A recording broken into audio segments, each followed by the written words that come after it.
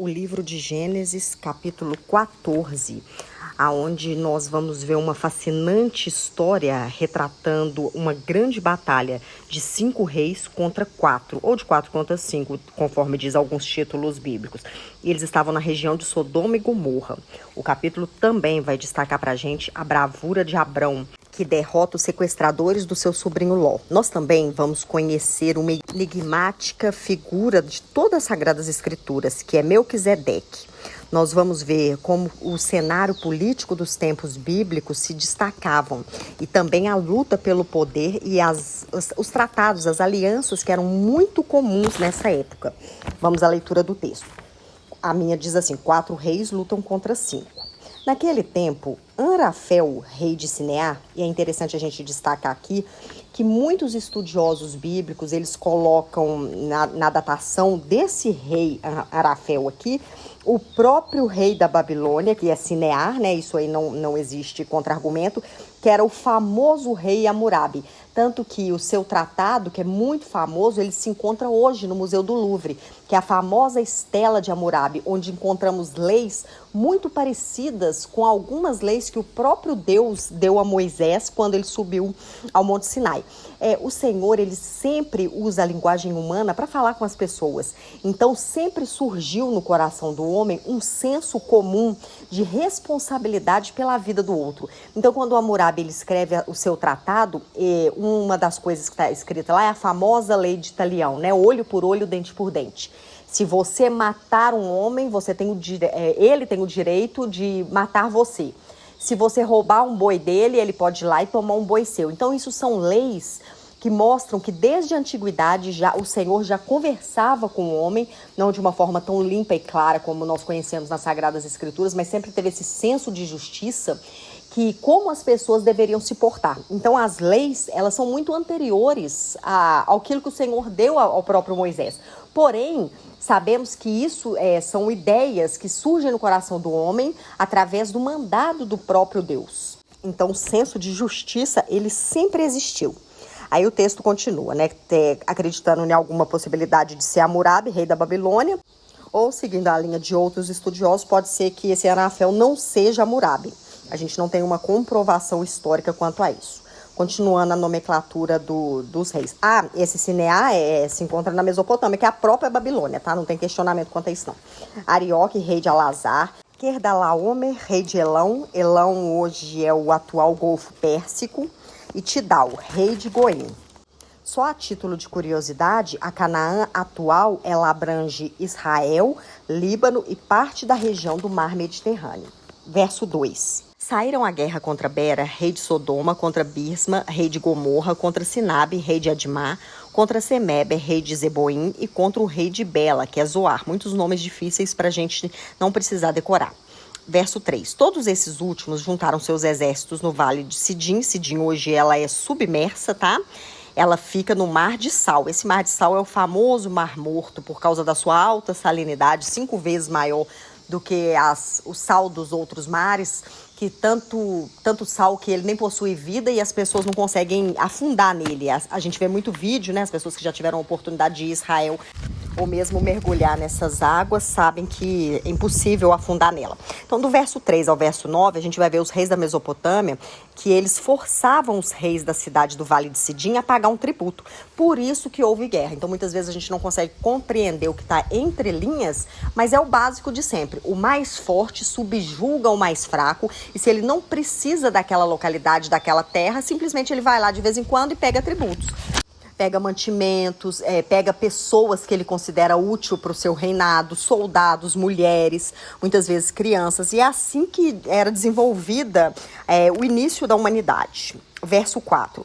Por 12 anos ficaram sujeitos a Kedorlaomer, mas no 13º ano se revoltaram. Ou seja, eles pagaram o tributo em um ano, que é o 12º, provavelmente ficaram cansados daquela exploração e tiveram mais um ano para poder se programar para reivindicar os seus direitos, né, de não pagar tributo.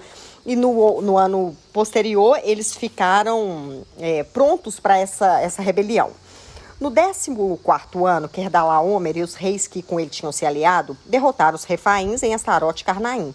os Uzins em An e os Emins em Savé, Kiriataim, e os Oreus desde os montes de Seir até El-Paran, próximo ao deserto. Esses Oreus também eram chamados na antiguidade de humanos, não com relação que só eles eram humanos, mas porque eles assim eram conhecidos, né? E eles eram rivais direto tanto dos hititas quanto dos sumérios. Eles são muito relatados na história extra-bíblica. Depois voltaram e foram para Ismispat, que é Cádiz, e conquistaram todo o território dos amalequitas.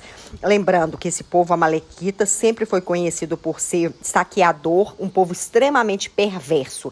Eles habitavam no sul da Palestina. E dos amorreus, que viviam em Azazon, Tamar. Verso 8. Então os reis de Sodoma, de Gomorra, de Adimá, Zeboim, Beta, que é Zoar, marcharam e se posicionaram no combate no vale de Sidim, contra Querdalaomer, rei de Elão, contra Tidal, rei de Goim. Aí faz uma repetição de todos os nomes, né? Ou seja, 4 reis contra 5. O texto continua no verso 10. Ora, o vale de Sidim estava repleto de poços. Esses poços eram aqueles que eram extraído petróleo. Então, com certeza, era um líquido borbulhante, fervilhante, que saía da terra. E esses poços eram chamados de betume. O que aconteceu? Os reis de Sodoma e de Gomorra fugiram.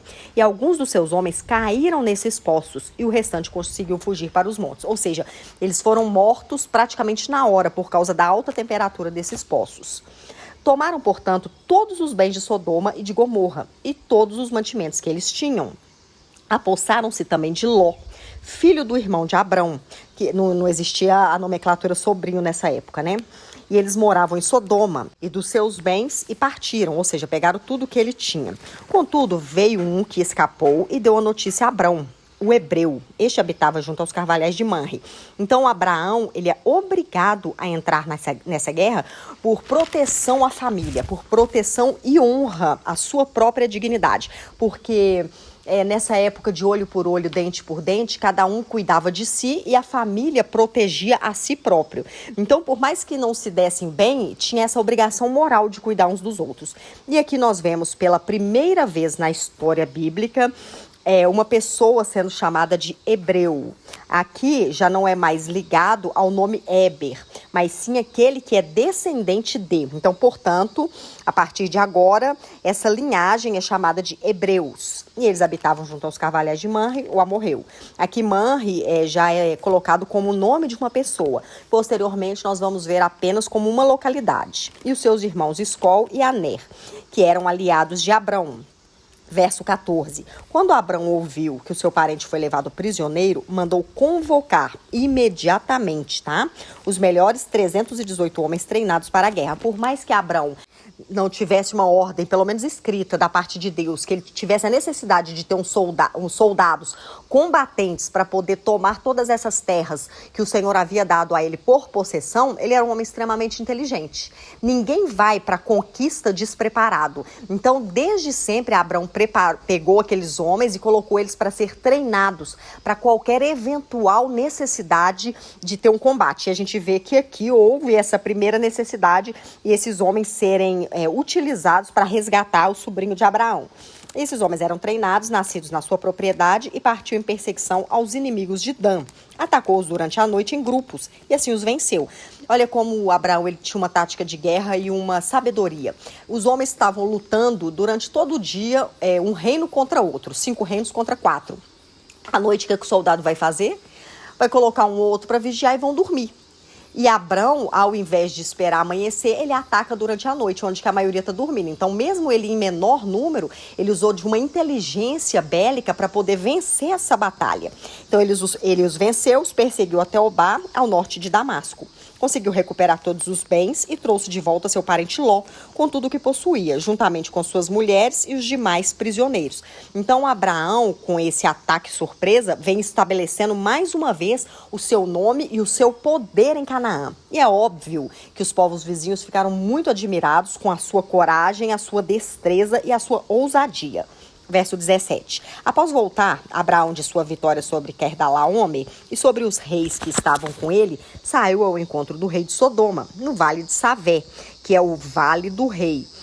Aqui a gente vai ver ele expressando, esse rei de Sodoma, a sua profunda gratidão por Abrão. Por quê? Ele era o rei que tinha perdido a batalha. E aí vai lá Abrão, com uma minoria de pessoas e traz o seu sobrinho de volta e provavelmente um pouco de honra para esse rei. Aí, a partir do verso 18, nós vamos ser apresentados para essa figura enigmática que abre debates em muitos aspectos dentro da teologia, mas para mim é muito claro. O texto fala assim: Melquisedeque abençoa Abrão. Nós vamos ver um paralelo traçado sobre essa história aqui com Hebreus 7, que vai falar para a gente sobre quem é Melquisedeque, qual que é a ordem dele, que ele era um sumo sacerdote, ele não era qualquer pessoa, e vem mostrando para a gente por que ele era colocado na história, qual que era a necessidade dele aparecer nesse momento. O texto fala assim: então Melquisedeque é um nome muito misterioso desse personagem, que significa, no original, Malki, M-A-L-K-I-Y, T-S-E-D-E-Q, Malquisedeque ou Melquisedeque. Esse Melk significa meu rei. E o Tzedek ou Tzedeknu significa justiça. E aqui ele é apresentado para a gente como um rei e um sacerdote. Lembrando que no mundo bíblico o rei político também era um sacerdote. Aqui nós não tínhamos as funções separadas ainda, só posteriormente que elas vão ser estabelecidas. E Melquisedeque, ele é apresentado para a gente em apenas 3 situações dentro da Bíblia. Aqui, no Salmo 110 e em Hebreus, tanto no capítulo 7, como eu já relatei, como no capítulo 5. Ele não tem registros históricos e bíblicos sobre os seus antepassados, nem mesmo a sua descendência. E aqui ele surge fazendo um favor para Abrão. Vamos continuar a leitura do texto. Então, Melquisedeque, a gente já fez a leitura do nome dele, né? Que é rei de justiça. O meu rei é justiça. Porque esse Zedeque ou Tzedek é justiça. E também esse nome, Tzedek, ele era de uma divindade cananita, mas não tem nada a ver com Melquisedeque. Da mesma forma que ele é o Senhor, o nosso Deus, existia uma divindade com D minúsculo que possuía esse mesmo nome. Voltando ao texto. Ele era rei de Salém. Esse Salém aqui é uma forma abreviada de Urusalim, que quer dizer cidade de paz. Salém é nada mais, nada menos, identificada como Jerusalém. Desde a antiguidade, isso não é de hoje, existiam algumas placas chamadas de Tel Almana, que identificam Salém como sendo Jerusalém, antes de 1400 dessa era comum, antes de 1400 antes de Cristo. E então, rei de Jerusalém, rei de Salém.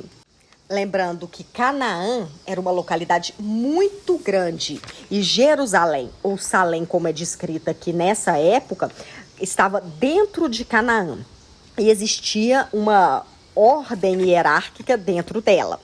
E quem que era esse Melquisedeque? Voltando ao texto, rei de Jerusalém e, além do mais, era sacerdote do Deus Altíssimo. Então, aqui já é apresentado para a gente mais uma característica deste homem, que nessa época onde o Senhor ele não tinha, conhecidamente, biblicamente falando para a gente, se manifestado para outros povos. E o Senhor mostra ele como uma pessoa que servia ao próprio Deus. E Abrão reconhece isso na vida dele. Nós vamos ver algumas características desse homem, que ele era um rei benevolente, que ele está reconhecendo a nobreza e o valor de Abraão. Porque quando ele fornece alimento para ele e para os seus homens, ele está dando um sinal de hospitalidade, um sinal de paz, um sinal que ele está junto com ele. Então, o texto fala que ele trouxe pão e vinho, que representa para a gente uma refeição completa que ele está servindo para esses homens. Então, um sacerdote que é rei, chamado sacerdote do Deus Altíssimo, que não existia uma ordem antes dele nem depois dele. Ele foi levantado pelo próprio Deus. O autor de Hebreus, quando ele escreve a sua carta, ele está declarando que Jesus Cristo foi de uma ordem sacerdotal muito mais antiga que a de Arão, ou seja, a partir de Melquisedeque. E, portanto, o seu sacerdócio foi superior ao sacerdócio arônico. Reconhecendo, então, essa posição sacerdotal de Melquisedeque, Abraão faz o que para ele? Vamos continuar lendo o texto. E abençoou Abrão, Melquisedeque abençoou Abrão, dizendo, bendito seja Abrão, pelo Deus Altíssimo. Aí, no original, ele fala El Elyon, que é Deus Altíssimo mesmo, tá? Que é reconhecendo que os dois servem ao mesmo Deus, Criador dos céus e da terra. Seja louvado Deus Altíssimo, que entregou os teus inimigos nas tuas mãos. Então, Abrão e entregou o dízimo de tudo. Abraão, se tivesse 100 ovelhas, ele pegou 10 e deu para Melquisedeque. Se tivesse 100 camelos, pegou 10 e deu para Melquisedeque. Tudo aquilo que ele tinha, ele tirou o dízimo, quer dizer, a 10ª parte, e entregou para esse homem que ele reconheceu ser superior a ele. E posteriormente, o autor de Hebreus, ele fala, né, que o Senhor Jesus, ele é sacerdote segundo a ordem de Melquisedeque, porque ele não veio da tribo de Melquisedeque, não existia essa tribo.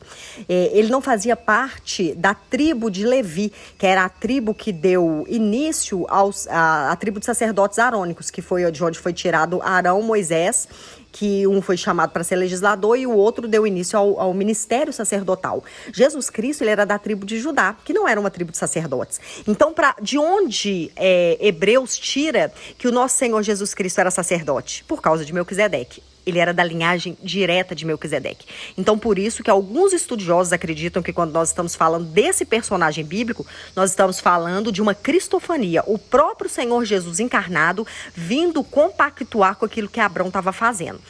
De toda forma, nós podemos aprender muito com a história desse personagem. Primeiro, porque ele é da ordem direta do nosso Senhor Jesus Cristo. Jesus é sacerdote por causa dele. Nós sabemos que de linhagem sanguínea, ele não fazia parte. Então, só pode se tratar de aspectos espirituais. E o que é mais lindo da gente ver, que se tratando de lei e de graça, o que a Bíblia ensina pra gente? No próprio livro de Hebreus, que quando há mudança de sacerdócio, há também mudança de lei. A Bíblia fala para mim que o Senhor Jesus, ele não veio para abolir a lei, mas ele veio para cumpri-la. Só que, por causa da sua linhagem sacerdotal, do seu poder que vinha do alto, ele tinha autoridade para transformar a lei. Por isso que, através de Jesus, nós não precisamos seguir ritos e tradições que eram exclusivamente para o povo que recebeu de Moisés, que era o povo judeu. Através de Jesus, nós precisamos apenas ter fé, acreditar que ele era o Filho de Deus, que veio à Terra para cumprir com um propósito, cumpriu esse propósito, foi morto pelos homens, foi ressurreto, subiu aos céus e voltará para buscar a sua igreja. E do verso 21 ao verso 24, Abrão não queria despojos de ninguém.